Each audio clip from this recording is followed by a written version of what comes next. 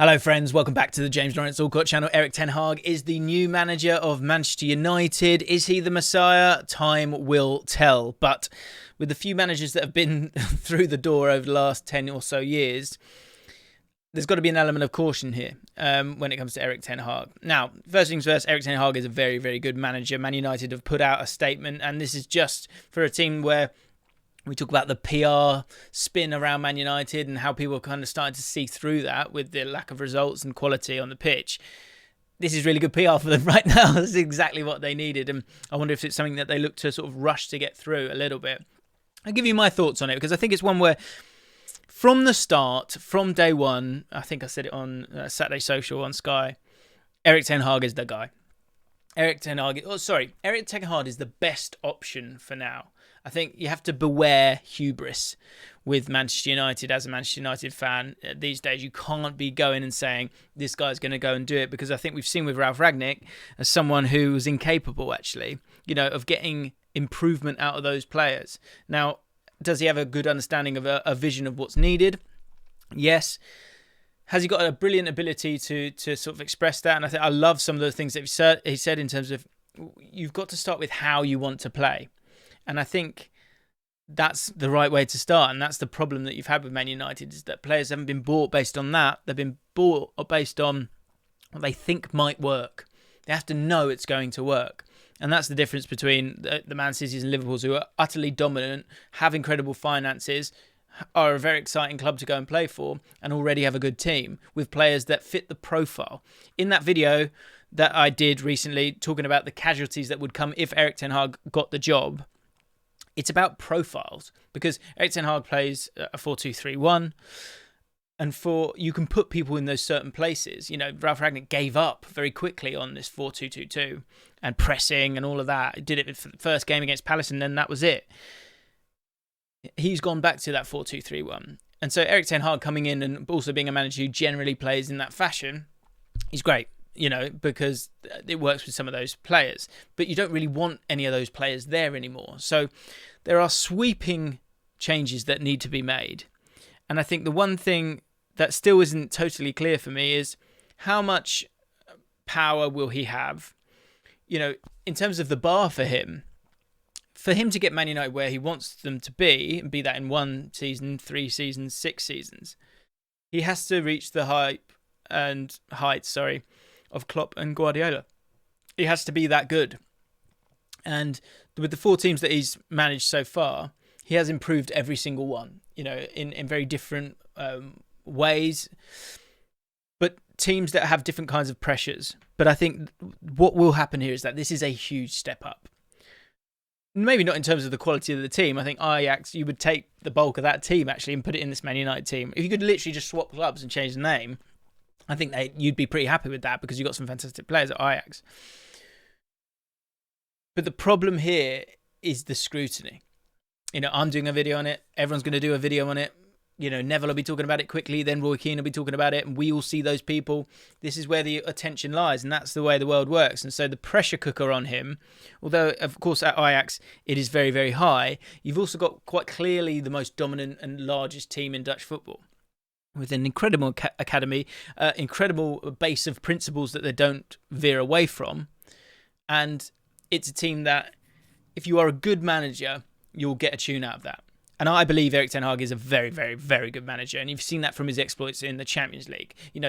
Going out to Benfica, they absolutely dominated Benfica over 2 legs. They should have played against Liverpool, and that would have been fascinating to see. But they were superb in the group stages. And he put together a team with experience and youthful vigour that scores a hell of a lot of goals, doesn't concede many, owns the ball, has attacking freedom and ambition, all the things that you don't really see at Man United right now. And a fantastic cohesion as well when you watch them play. And it's an exciting team to play. And that's why I said from the start, Erik ten Hag is a great option for Man United, because all of the principles that you put in place. And again, when I talk about that media scrutiny, the problem you have is Rio Ferdinand's, Neville's, all these guys, time and again, all they do is they talk about, this is Manchester United Football Club, or in my day, in my day, in my day. And it's very, very difficult to get away from that. And so any couple of poor results, if you're not just winning everything, you're a failure and you're a disgrace because I know this club from then. And it's really damaging. It's honestly really, really damaging. And look, these are high-profile people with great opinions generally, so you want to kind of hear from them.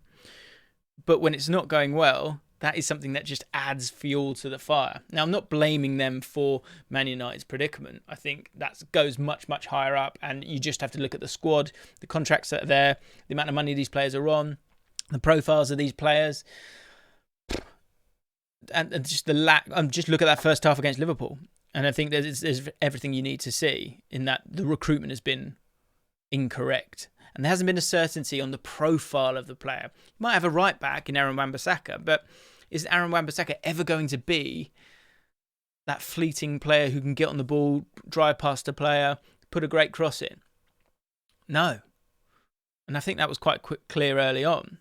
A lot of players that have clearly had certain ceilings. And this is what's good about Erik ten Hag, is that the sweeping changes you would imagine would change. The philosophy of which he plays is that you have marauding fullbacks. You need 2 centre-backs who have athleticism, ability on the ball as well. You need a 6 and an 8 who are a 6 and an 8 and good at playing as a 6 and an 8. And then you need those attacking players then to have that freedom to go and do what they want to do, But look at Man City, look at Liverpool. That is the standard. And it's an annoying standard to have out there if you're trying to go and become a huge club again. But that's modern football. If you want to win these titles, you've got to have everything and you've got to be perfect. And you don't stumble across perfect. That's the big thing here for Erik ten Hag. It's going to be interesting to see what happens with Ralf Rangnick. If he is going to sort of switch his way to going, let's just do it your way, Erik, and let's not go outrageous with the pressing style of play, whatever it might be. I think for Ralf Rangnick, he's probably just like, I just want us to know how we're looking to move forward. And then from that point forward, maybe he can help with the recruitment. I would not be surprised if he walks away. I would say that, because he has a very clear philosophy himself, which isn't exactly the same as Erik ten Hag's. Erik ten Hag is more aligned with someone like Pep Guardiola, where he wants to dominate the football. Yes, there's pressing. Yes, there's loads of hard work, but there is that dominance and there is that sort of line between that front four and the rest of the team. So it'll be interesting to see how that plays out. There are players that will work. There are players that won't work. But ultimately, he has to change a hell of a lot there. Ralf Rangnick said himself, huge changes in terms of, Pogba's going. Ronaldo's not going to last forever. I was thinking yesterday, I wonder if Ronaldo could play in that Haller role. Because he's absolutely fantastic in the air. And I wonder if it would lead to his longevity and he would be able to continue to score goals. It might be something that might enjoy. And you might be able to get a tune out of him in that way. Because, look, the goals are there. He has scored those goals. But coming back to Erik ten Hag, it is the right appointment. Those principles that Man United have had in place for a very long time, where it's bringing through youngsters, giving them that opportunity, playing with attacking flair, playing with exciting players out wide, proper football, ambitious football. And loving the football as well. But it can only be taken so far with him. He needs the right players. But I think that is being seen in much more focus now through what's happened this year. How far away, despite buying Sancho, Varane, Ronaldo, that they couldn't get anywhere near. They've actually gone backwards. And what that says is that it's not about marquee signings. It's about the right signings. And that's what Erik ten Hag has to do. It'll be interesting to see how much control he has over that. I think he will have a very strong say or possibly a veto within all these. The club from top to bottom needs to work better. That can start with the manager, but they've had great managers in the past as well. What I would say is that when I think Tuchel and the quality he has, when I think Guardiola, when I think Klopp, Erik ten Hag, I'm intrigued to know a bit more about his personality, but his teams play with character. So can he deal with the pressure cooker of Manchester United, of the Premier League, where you're expected to be the best and you don't have the best players? It's going to be a huge summer for them, absolutely massive. I am doing a video, literally, I was doing it today, which will be coming out very, very soon because you guys hit the like target on the video about the casualties if Erik ten Hag came in. So thank you for that. So if you don't want to miss out on that video, make sure you hit the subscribe button, hit the like button if you enjoyed this one as well. I'll be putting forward options for Erik ten Hag in terms of solving the problems that he has at Man United and getting a team back to not where it belongs, because you belong where you end up in the league, but for them to just improve. and not be absolutely dire to watch. Anyway, have a great day. Thanks for watching. See you next time.